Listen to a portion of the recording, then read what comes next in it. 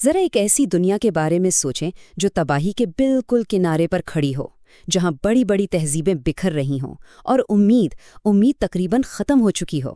آج ہم اسی کہانی کی جڑوں تک جائیں گے اور سمجھیں گے کہ تاریخ کے اس نازک موڑ پر ایک بالکل غیر متوقع جگہ سے انسانیت کی نجات کا راستہ کیسے نکلا۔ یہ وہ سفر تھا جس نے دنیا کا نقشہ ہمیشہ کے لیے بدل کر رکھ دیا۔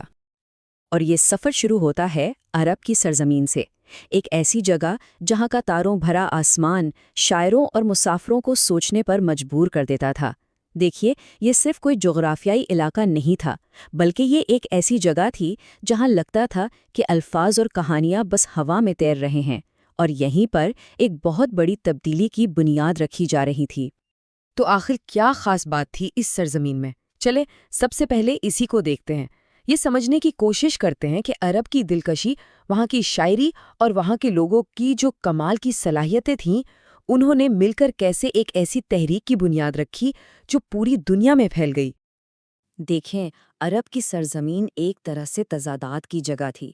ایک طرف تو آپ کو میلوں تک پھیلے ہوئے بے آب و گیا صحرا ملتے ہیں، اور پھر اچانک کہیں زندگی سے بھرپور نخلستان، اور ظاہر ہے اس ماحول نے وہاں کے لوگوں کے کردار پر بھی گہرا اثر ڈالا۔ اور اسی سخت لیکن دلکش سرزمین پر مکہ میں وہ شخصیت پیدا ہوئی جس نے تاریخ کا دھارا ہی بدل دیا۔ اور یہاں کے لوگوں میں دو خصوصیات بہت نمایاں تھیں، ایک تو ان کا حافظہ کمال کا تھا اور دوسرا زبان پر انہیں مکمل عبور حاصل تھا۔ سوچیں، ایک ایسا کلچر جہاں علم کتابوں میں نہیں بلکہ لوگوں کے ذہنوں اور ان کی زبانوں پر تھا۔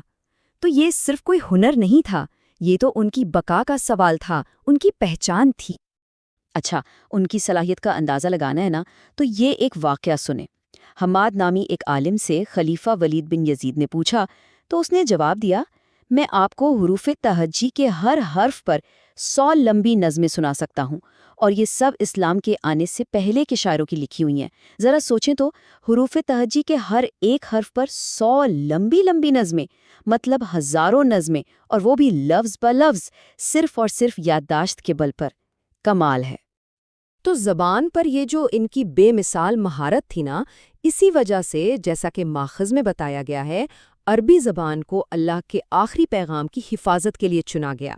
یعنی ایک ایسا کلام جسے ہمیشہ رہنا تھا، اس کے لیے ایسی ہی زبان اور ایسے ہی لوگ چاہیے تھے جو اس کے ایک ایک لفظ کو اپنے دل اور دماغ میں محفوظ کر سکیں۔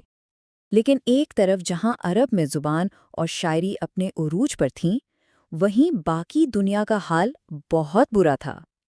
تو چلیں اب ذرا عرب سے باہر نکلتے ہیں اور دیکھتے ہیں کہ اس وقت پوری دنیا میں کیا ہو رہا تھا، اس وقت کی تہذیب کس حال میں تھی، اور اسے کسی رہنما کی کتنی سخت ضرورت تھی۔ وقت تو گزر رہا تھا، لیکن بہتری کی طرف نہیں۔ 5ویں صدی میں ایک عالمی بے چینی کی لہر اٹھی، اور دیکھتے ہی دیکھتے 6 صدی تک حالات اتنے بگڑ گئے کہ بڑی بڑی سلطنتیں ہلنے لگیں۔ انسانیت آپ کہہ سکتے ہیں کہ اخلاقی اور سماجی طور پر بس تباہی کے کنارے کھڑی تھی۔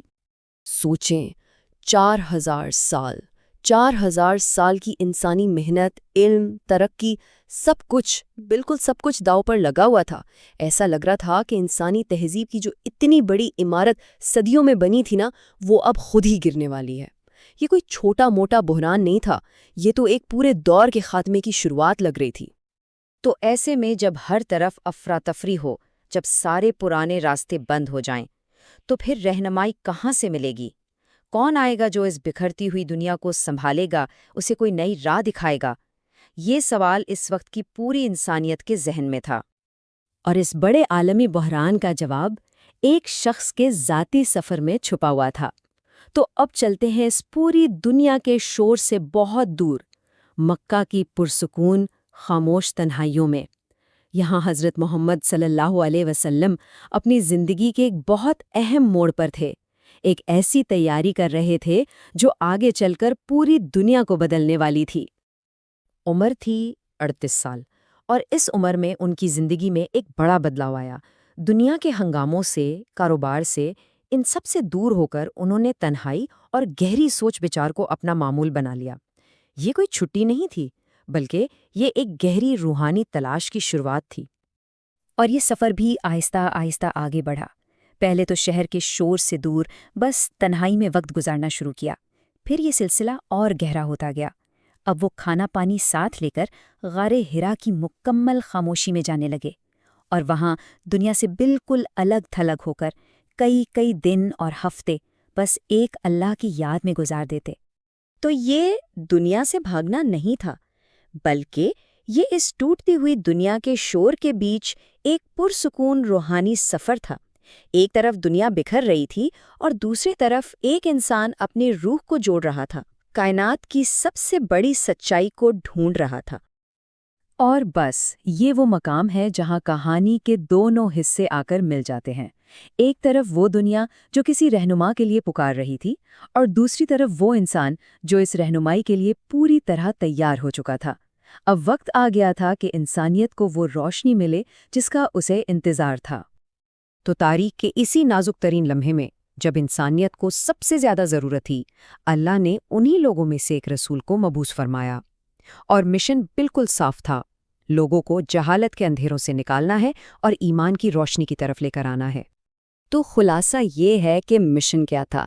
ایک طرف تھی تباہی کے کنارے کھڑی بکھرتی ہوئی دنیا، اور دوسری طرف تھا ایک ایسا پیغام جو سب کے لیے رہنمائی بن کر آیا، امید بن کر آیا اور حفاظت کا ذریعہ بنا۔ یہ صرف کوئی پیغام نہیں تھا، یہ تو اندھیرے سے روشنی تک کا پورا سفر تھا۔ تو آخر میں ایک سوال پر بات ختم کرتے ہیں۔